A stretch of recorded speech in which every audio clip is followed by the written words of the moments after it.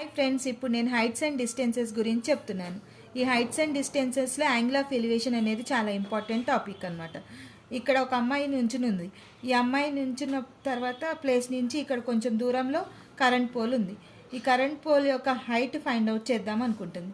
ఈ అమ్మాయి ఏం చేస్తుంది, ఇక్కడ నుంచి ఇట్లా పైకి చూస్తుంది, టాప్ ఆఫ్ ద పోల్ చూస్తుంది. ఈ టాప్ ఆఫ్ ద పోల్ని చూడటం వల్ల మనకి ఏం తెలుస్తుందంటే లైన్ ఆఫ్ సైట్ తెలుస్తుంది.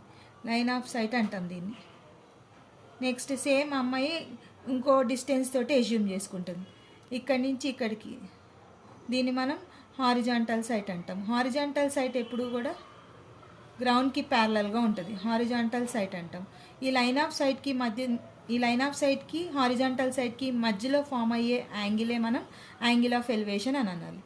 ఈ యాంగిల్ ఆఫ్ ఎలివేషన్ని నేను ఇప్పుడు ఒక ప్రాబ్లం చూసి నేను మీకు సాల్వ్ చేయబోతున్నాను.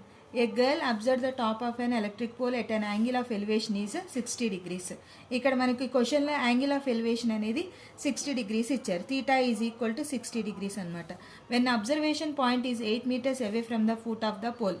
ఇక్కడ నుంచి అబ్జర్వేషన్ పాయింట్ దగ్గర నుంచి ఇక్కడికి కరెంట్ పోల్ని అబ్జర్వ్ చేస్తున్నాడు. ఇక్కడి కరెంట్ పోల్ దగ్గర నుంచి away from the pole 8 meters అని ఇచ్చాడు. Away from the pole is equal to 8 meters అని ఇచ్చాడు. Next find the height of the pole. ఈ యొక్క హైట్ని ఫైండ్ అవుట్ చేయాలి. ఇక్కడ చూడండి, మనకి ఇక్కడ క్వశ్చన్లో ఈ అమ్మాయి యొక్క హైట్ ఇవ్వలేదు కాబట్టి ఈ పార్ట్ అంతటిని నేను కన్సిడర్ చేయట్లేదు. Negligible, this part is negligible. ఈ పార్ట్ని నెగ్లిజిబుల్ చేస్తే మనకి ఏదైతే డయాగ్రామ్ ఉందో ఆ డయాగ్రామ్ ఇక్కడ డ్రా చేస్తున్నాను చూడండి. ఇది లైన్ ఆఫ్ సైట్, ఇది హారిజాంటల్ సైట్. ఈ రెండింటి మధ్యలో ఫామ్ అయ్యేదే యాంగిల్ అనమాట. దీన్ని మనం angle of elevation. Angle of elevation మనకి క్వశ్చన్లో 60 degrees ఇచ్చాడు. ఇక్కడ హైట్ ఇచ్చాడు. హైట్ మనం ఫైండ్ అవుట్ చేయాలి. Next away from the foot is equal to 8 meters. మనకి ట్రిగ్నామెట్రిక్ రేషియోస్ ప్రకారం tan theta తెలుసు. tan theta is equal to opposite side by adjacent side. Opposite side by adjacent side అని తెలుసు కదా మనకి trigonometric ratios ప్రకారం. Opposite side అనేది ఏంటిది, హెచ్.